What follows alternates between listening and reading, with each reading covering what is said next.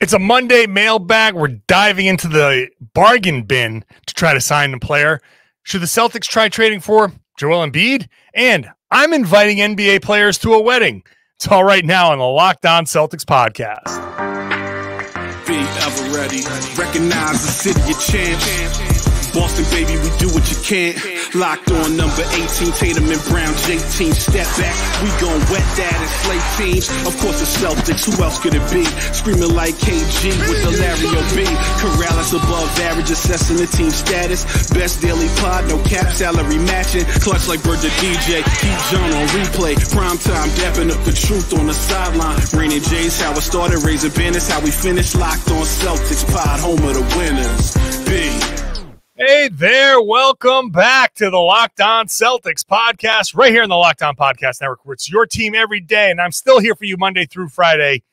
This is the last week of the Monday through Friday podcast. Next week, we get into the Monday, Wednesday, Friday routine, 3 days a week, but still a ton more podcasting about the Celtics than you're going to find just about anywhere else. So thank you for making the show part of your daily routine. If you're not a regular listener and everydayer, please subscribe, hit up the YouTube page, ring the bell, get notified when I drop a video. You can always hop in the comment section. Let us know what you think about the show. I'm John Karalis. I used to play once upon a time, long time ago, but right now my job is to cover the Boston Celtics for Boston Sports Journal. And today I am doing a Mailbag Monday. It's a Mailbag Monday. You can always submit your questions to johnkaralis.com/mailbag. That's how you get the questions in, send them in, have fun with them. Questions about the Celtics, questions about the NBA, history, personal stuff, goofy stuff. It's all welcome here on the mailbag. Today's show is brought to you by PrizePicks.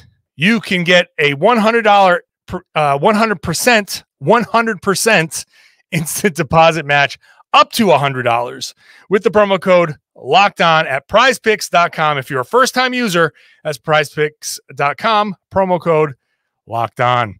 So people hit me up on johnkaralis.com/mailbag. We got tons of questions. Later on, we get into some fun ones, including international fans and inviting NBA players to a wedding. I'll explain that. The second section is dedicated to the big man. It's all about big guys in the second segment. But the first segment here, let's talk about our team, the Boston Celtics. And Jack says, what player do you think has the most potential to get way better than they already are? So way better is the key qualifier here. So you go across the top. How much better can Derek White get? Is he going to get way better? I don't know about that. We gotta be going into like younger guys. So Tatum's probably out, Brown's probably out. There's a potential for Robert Williams to get way better. The workout videos that have been out there posted by his new coach, his new trainer over the summer. If he can develop that face-up game a little bit, you can make an argument that he could get way better. You look on the bench, I don't think that there's a lot of way better at the beginning of this rotation, the rotation guys. I think the Celtics, especially, because they are a championship level team, there's not a lot of growth. We're looking at guys at the end of the bench. We're looking at rookies. We're looking at young players who can get way better. So if we're looking at rotation, youth, potential, I'll say Sam Hauser, because he obviously is a shooter, but he could become a better shooter. And I'm not saying percentage-wise, I mean, maybe that'd be great if he wants to become a better percentage shooter, sure. But a more consistent shooter for him. And adding to his defense, maybe adding a little off the dribble stuff. He does have strong potential to get way better. So I think that means he's starting lower. right? He right now he's kind of a one-trick pony. He's a shooter, tries to hold his own defensively, but then beyond that, I think if he can add some of those other elements, Hauser becoming a much more well-rounded player could make him, as Jack says, way better. And that's the key there.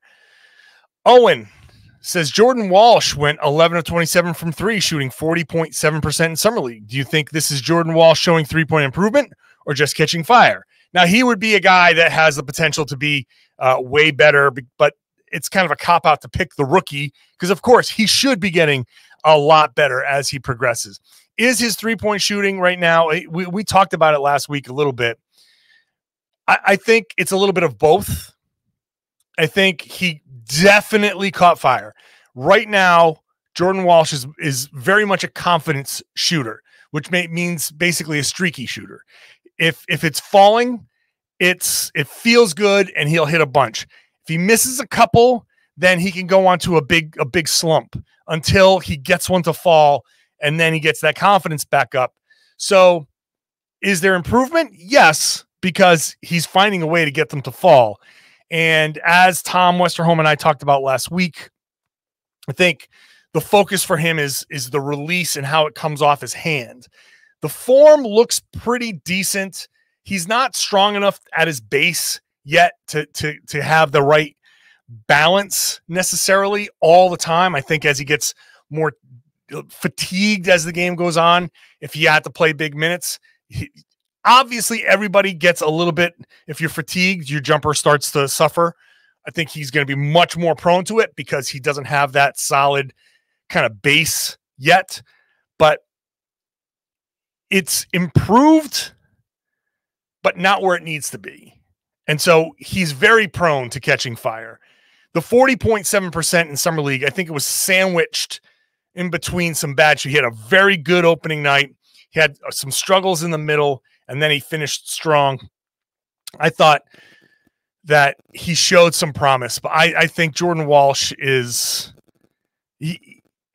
I can see what Brad Stevens is saying when he talks about, like, hey, this kid's touch is pretty good.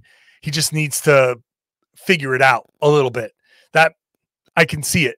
It's just the ball's not coming off his hand consistently. Sometimes I feel like it's coming off his middle and ring finger. Sometimes it's coming off his middle and forefinger. Sometimes I was always taught like the last thing is the middle finger, right? The middle finger, you shoot it, and like the follow through should be like that middle finger should flick down. That's the last thing. That's what you get the backspin on the ball. But not everybody shoots like that. But that's how I was taught, and I think he needs to focus on something like that to really emphasize the ball coming off his hands the right way. If it's coming off different fingers as you're shooting, you can feel it. Sometimes it's coming off the ring finger, and that's just going to push it a certain way. If it's coming off the forefinger a little bit more, it's going to push it a certain way. You just got to make sure that you're using that hand as like a catapult to propel the ball.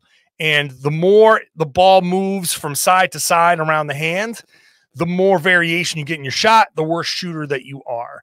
So the whole thing is keeping the arm, the shoulder, the elbow, the wrist all in line, getting that good follow through, snapping that wrist, getting the good follow through, having the ball come off the middle finger, and just keeping that everything in line. If everything's in line on your body, the ball comes off in line. And then it's a matter of, did you get the right lift? Did you get the right distance? Is your hand-eye coordination good enough for it to hit a certain spot there? So that's where Jordan Walsh needs to get better. If he can do all of that stuff, then and I feel pretty good actually about him figuring that out with the right coaching and the repetition and all of that stuff. I think that can be something that he gets to. So right now it's a little more catching fire, but I think there is improvement baked into that. Up next, we'll hit the bargain bin. A familiar name for Celtics fans going way back to the Danny Ainge days. And also, is Joel Embiid a possibility? talk about all of that next. First, today's show brought to you by PrizePicks. It's daily fantasy made easy. It's fun. It's really done right because it's you versus the projections. It's not you versus me. It's not you versus the experts. It's not you versus somebody who's built an algorithm. It's you. You pick 2 to 6 players. If they score more or less than PrizePicks projections, then you win. You can win up to 25 times your money on any entry. I have had people come up to me at the Garden, at Celtics games, and tell me how much they love PrizePicks because this allows them to just have fun playing daily fantasy. Hey, you can win a little bit of money while you're at it too. And they play every sport you can watch. Think about a sport that you can watch on TV. You can get a PrizePicks projection. European sports, European basketball, cricket, sure. Women's basketball, big right now. Golf, just name it. It's probably on PrizePicks. You go, it takes like 60 seconds or less to make your entry. When you win, safe and fast withdrawals. Currently operational in over 30 states and Canada. Download the PrizePicks app. Go to prizepicks.com, sign up. You play daily fantasy sports. If you're a first-time user, you can deposit up to $100.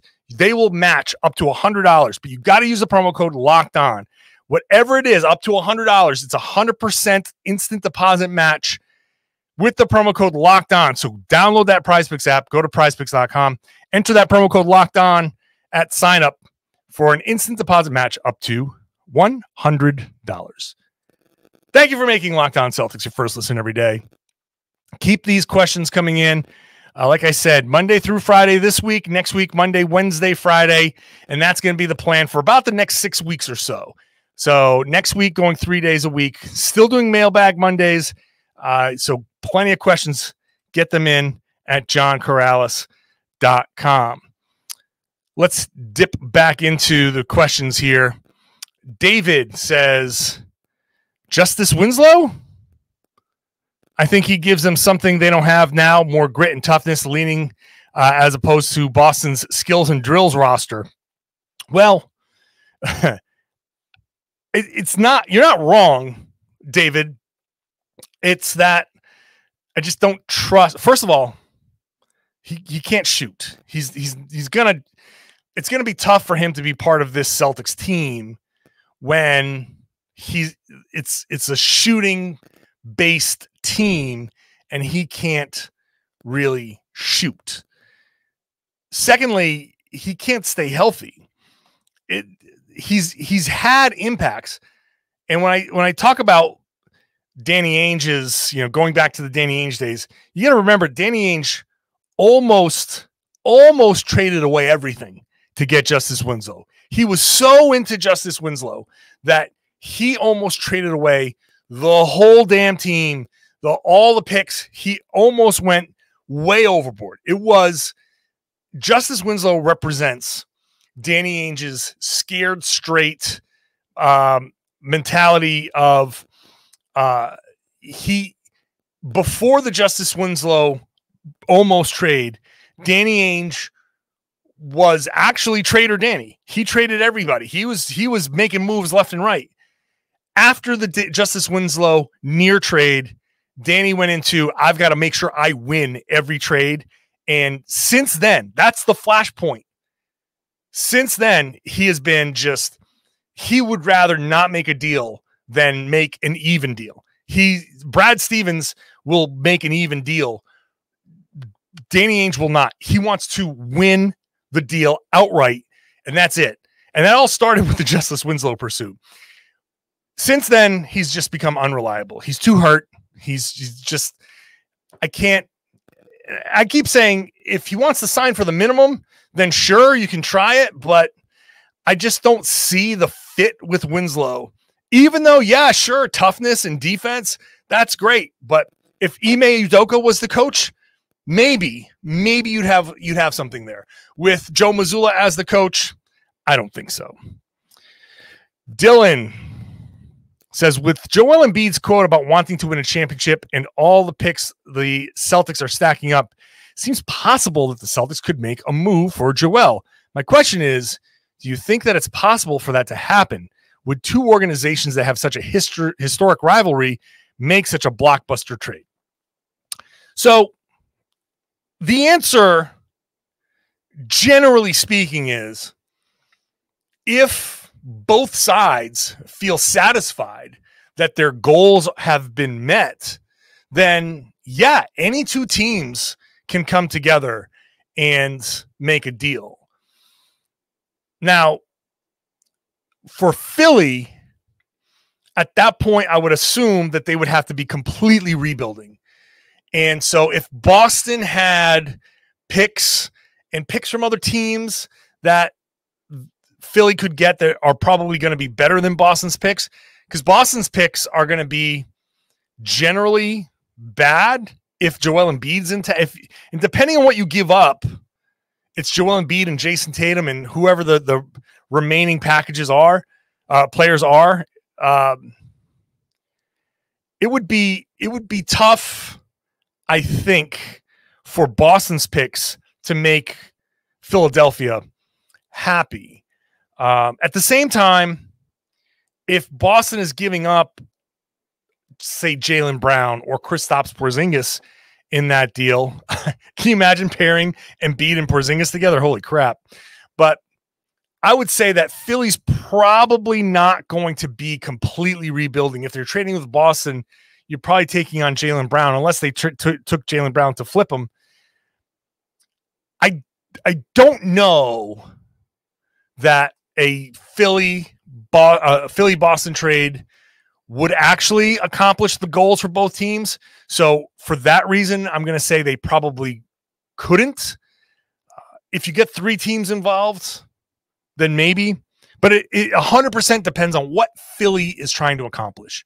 Are they tearing it all down, going full process again, your 20-win team, all of that, then they wouldn't care so much if Joel Embiid is winning a championship in Boston, because by the time Boston's title run is over, Philly would be rebuilding anyway. So it doesn't matter what any other team does, even if it's a rival. The goal would be to get enough picks and players. But that's if Philly is trying to retool and stay good, somehow trade Joel Embiid and stay good, I doubt it. But if they were trying to do that, then I don't think there's any way that would happen. So it would be very difficult. The short answer is it'd be very, very difficult. But I'll repeat, any two teams can trade with each other if they each feel like they're accomplishing their goal with the trade. So, but I'd be very, very hard pressed to see that. Bob asks, are we seeing a revival of the center/big man role in the NBA? The best three players in the league, Jokic, Giannis, and Embiid, are essentially centers who thrive in the paint while still having the ability to hit the three. Sabonis and Bam help lead their teams to playoff success. And two of the most promising young players in the league, Holmgren and Wembanyama, are big men. Could the trade for Porzingis be a move to follow this trend? I don't think Porzingis is following a trend. I think Porzingis just is the best available player that is different than Tatum and Brown. And the difference between those styles is what the Celtics kind of need. They need somebody to be able to dump the ball into a safety valve type of scorer, and a guy his size can help protect the rim. So that can start transition offense. And that's what the Celtics need. And Porzingis can very easily be a trailing big who hits trailing threes. So yeah, it makes some sense there. I don't think that's part of it. I don't think Brad Stevens said, "Ooh, this is a trend. I need to trade for Joel Embiid, or I need to trade for Kristaps Porzingis to be part of that trend." However, I do see the point, Bob, that you're making. Jokic, I'm not going to throw Giannis in there. Giannis is essentially a big, but he plays a wing. He's not. I get what you're saying, and he can guard bigs. He's a giant person, but he's not a center. He's a face-up guy. So, but Jokic, Embiid, Sabonis, Bam, I mean, those types of players, it's not quite the the stretch five necessarily, but it's more the type of player that can pass and play 15 feet, 20 feet, 25 feet from the basket, face the basket, and make plays. That's what they all can do. Sabonis sets great picks and makes those plays, is a good passer, good facilitator from the top of the key, the elbows. Those are the types of bigs. It's not the classic revival of a center big man in the NBA. It's not a classic Patrick Ewing, Hakeem Olajuwon, David Robinson type of guys. It's a more mobile kind of player. Jokic is not a traditional big necessarily, even though he's kind of big and lumbering. He obviously shoots the three, but he passes the hell out of the ball. And if you're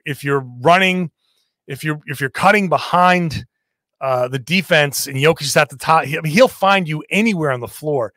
It's these passing guys. Jokic can pass. Embiid's better at it. Bam is better at it. Sabonis is good at it. It's that type of player. You got to have that element. So there's more versatility to their games. But I do think that there is an admission that you need to have guys who are bigger than 6'9" out there playing center. You just need to have that. Like, I think Rob could be the exception because he plays like a 7-footer, but the size is, I think, more for like the rim protection type. I just don't think you can be undersized unless you are just like, if you're undersized, you got to be amazing. I think it's just more, you just definitely need some size in your team. You tie that into what Toronto kind of failed at, being super versatile, super switchable. That didn't work for them. Let's take a second here. I'll come back. Another question about the bigs, and then we'll get into some fun questions, including the players, NBA players that I would get at a wedding. Sure, why not? I want to thank everybody for making Locked On Celtics your first listen every day. Check out the Locked On NBA podcast. Locked On NBA hosted by me on Wednesdays with Jake Madison, rotating hosts all week. Locked On NBA staying Monday through Friday, all through the offseason.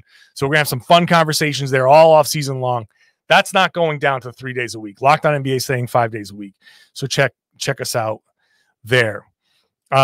Just wrapping up this big man conversation. Let's see here. Danya asks, who do you got in the pregame coaches run, Joe or Phil? It's Phil Pressey, Joe Mazzulla or Phil Pressey. And how interesting would a lineup of Tatum, Al, Porzingis, Rob, and Luke Cornett be for a few minutes? Let's start with the pregame coaches run. I don't think people understand that run is like no rules. It's a table, ladders, and chairs match. So I've seen guys get trucked. I'll still give it to the NBA player, though. I mean, Phil Pressey is still Phil Pressey. He's still an NBA player, so he's gonna roast some of these guys for sure. I'm all in on a super big lineup. And you know what? Don't be surprised if you see this lineup out there once or twice during the season in a 1 second left on the clock or a half second left on the clock. All you can do, like if you're up 3 or some situation where it's like, hey, you just don't give up the lob. Don't give up the lob and you're fine. I guess it would only be a 0.2 second type of thing. But some situation where just put all of the big guys around the rim and prevent the lob. I wouldn't be surprised if you saw that lineup out there once or twice for that specific. They'll play, when you say a few minutes, they might play a few seconds, but that's, I'd love to see it. I'd love to see it. Garbage time. Let's do this for garbage time. Vincent says, my question's kind of off the track, but good for summertime. I love those. Off the track, but good for summertime. What was your impression of the late, great Drazen Petrovic? He was one of my favorite non-Celtics players back in the day. I always hoped somehow they could have get him. Look, Drazen was ahead of his time. That guy could do everything. And it's been a long time, but I just remember him as just a straight killer. That guy could shoot, dribble, and he was a great player. Just absolutely, it's tragic that he was killed so young, but man, I just remember him as one of those first European imports, because back then there was a reputation. Oh, these European guys are soft and blah, blah, blah. He was not soft. This dude was as competitive as anybody. He'd come down and hit a shot in your face, drive by you. He could do everything. So yeah, I can see why he'd be one of your favorite non-Celtics players. He should have been. He was awesome. Those New Jersey teams were really, really, really good. Yeah, that's a shame. Drazen Petrovic he's one of those underrated guys. He needs more love. Like, he's one of those guys where he should show up, like his highlights should just show up randomly on Twitter, and people say, you know what, we're not talking enough about Drazen Petrovic. Look at these 5 minutes of him roasting dudes. That would be fun. Paolo says, hey John, how about an International Fan Base Day? Ask your audience out there who's from where. Obviously Paolo, he's from Italy. It talks about he happened to watch the 1984 finals by chance and fell in love with Larry Bird. And a lot of guys have that kind of story. The older European, overseas international folks, it was tough to get the NBA. This is why the Dream Team was so important. Who cares that they were rolling teams by 50? They gave a whole generation of young fans and players their real first glimpse of true NBA dominance, and it inspired a whole group of, you hear Dirk Nowitzki talk about that. The guys of that era were inspired by the Dream Team. And so, yeah, International Fan Base Day. I think every day is International Fan Base Day. Let me just put that out there. I have said it on the podcast many, many times, but I'll say it again. I love all the fans, right? I love all the fans.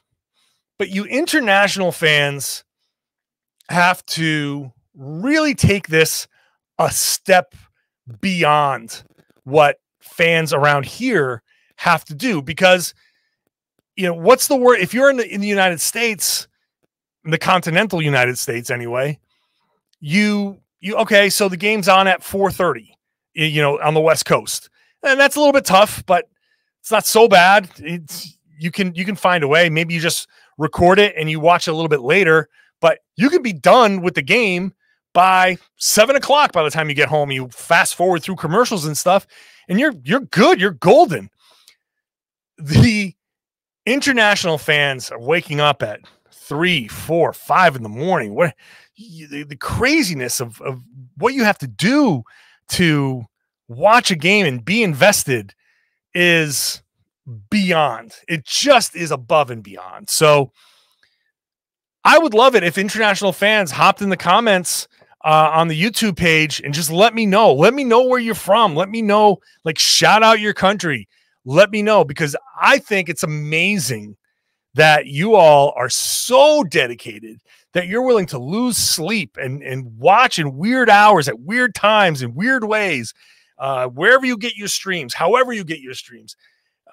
And then I appreciate the fact that you turn to podcasts like mine for added context and different things, to help you to help supplement your fandom and your enjoyment of the game. I do take that seriously.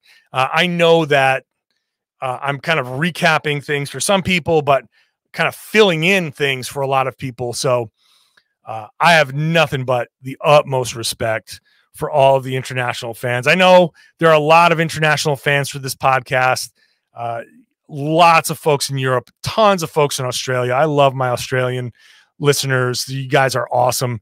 I feel like there's been a group of Aussies that have been following me around since the Reds Army days, and it's just been awesome to get to know a bunch of them. They're awesome, amazing folks. And Philippines is a basketball mad country. It's just great. Whatever country you're from, thank you. Honestly, just thank you. Let's wrap this up with Owen's question, who says, congratulations on getting married. Thank you. Lots of people congratulating me still. Thank you very much. I appreciate that. If you could go back and invite any current or former NBA players to the wedding, which 3 would you choose? Oh man. I've been thinking about this question for a while, and I still can't narrow it down. And so let's talk it through here. Any player, current or former, if I can go back in time, can I invite? I would have to invite Bill Russell, and I would have to invite Tommy Heinsohn. Like Tommy Heinsohn at a wedding, how amazing would Tommy be at a wedding? So like Tommy and Bill Russell Bill Russell counts for 2, but I would get those 2 just because I'd want to sit there. Any opportunity I can get to find a way to talk to Bill Russell somehow, some magical way, I'm in. I've always wanted to do that. I've always wished I could. So he would be on my list. And then I guess Larry Bird, although I'm afraid if I made it an open bar, Larry would crush so many beers at a wedding that I might go broke if I had the open bar. But if we're just going with current or former still with us who could actually go to the wedding, I'm trying to figure out like who would be the most fun, right? I was thinking about Dennis Rodman. I don't think I could do Dennis Rodman because I think my wife might run off with Dennis Rodman. That's going to be out. He's too much fun. I'd still have to do Larry Bird. Kevin McHale is my basketball hero, and I keep saying, if it wasn't for Kevin McHale, I might not be here doing this podcast. Like I copied Kevin McHale in high school. I basically 80% of the points I ever scored in competitive basketball are a direct result of copying Kevin McHale somehow. So he would have to go. He would have to go. So if I'm doing that, then I might as well just do the big 3, right? And invite Robert Parrish. How cool would it be to have the big 3, Robert Parrish, Larry Bird, Kevin McHale, reunite at my wedding? I would throw another wedding just that if they would agree to do that, I would throw another one. I'd pay for the whole thing. Let's do it, guys. That makes the most sense for me because I'd have to. The only issue there is I would be ignoring my wife the entire time. I just completely like, oh, love you. We're married. I do. Goodbye. I'm going to be at this table over here. Come get me at the end of the night. That's going to be the end of it. And I honestly, and why I married her, I think she'd understand. She'd be like, yeah, I get it. I'll just talk to you tomorrow. That's fine. I'm just going to give you some bourbon. Here's a bottle of bourbon and, a bucket of ice. You guys have some fun. And that sounds like a great night to me. Thank you all for sending in the questions. I keep forgetting to change these banners. I got to stop doing these banners on the YouTube thing. I keep forgetting to change them. I'm just going to put this johnkaralis.com/mailbag. That's where you send your questions in. Mailbag Mondays for the rest of the off season. So we've got at least 6 or 7 more of these Mailbag Mondays. So send them in. And maybe if I get like an abundance, I'll just keep doing. I could do Mailbag Week and just keep answering your questions because it's fun. It's fun. You want to know some stuff, I've got answers for you, and it's a great way to keep the conversation going through the rest of the off season. So please do that. As always, I want to thank you so much for being an everyday listener, Monday through Friday. We're going back to Monday through Friday at the end of September. So this week, then when end of September rolls around, we're back Monday through Friday through the rest of the season. Once the season starts, could be 6 days a week, could be 7, depending on the schedule. I'll do post games. We'll keep doing post game podcasts whenever they happen. Friday night, Saturday night, no matter what. Every night there will be a post game podcast. So subscribe wherever you get your podcasts. Would love to have you on board. Would love to have you share the podcast as well. Let everybody know, everybody around you, everybody on the train, everybody in traffic. When you pump up the podcast and when somebody says, hey, what are you listening to? You should tell them it's the Locked On Celtics podcast. You should be listening to it too. You should be watching it too. It's right here on the Locked On Podcast Network, your team